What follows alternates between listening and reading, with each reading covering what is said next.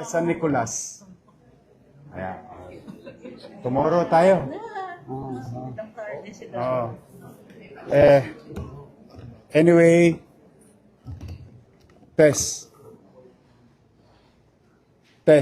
Naririnig niya? Tess. May na, hindi ko masyado na.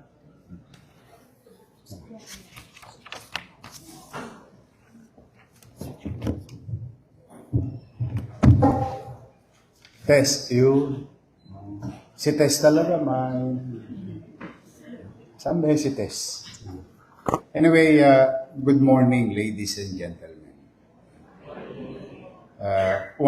That's why I asked for San Nicolas. Remember when I visited your falls? May falls. Waterfalls.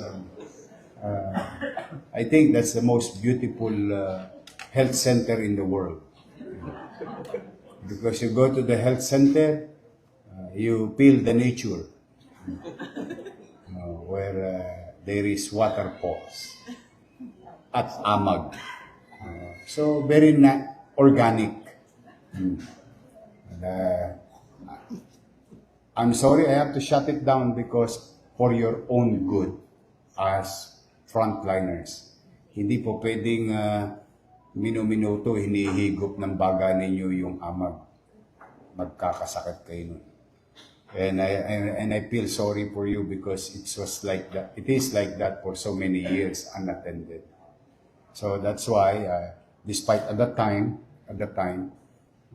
ang tanging puhunan ko lang ay lakas ng loob na i-shut down, i-design, kahit wala pang pera, i-design nyo na, ayusin na, maganda na, and I'm happy to inform you. Tomorrow tayo. Opo, Mayor, 3 o'clock. Tomorrow is the groundbreaking of the renovation of the entire San Nicolas Health Center.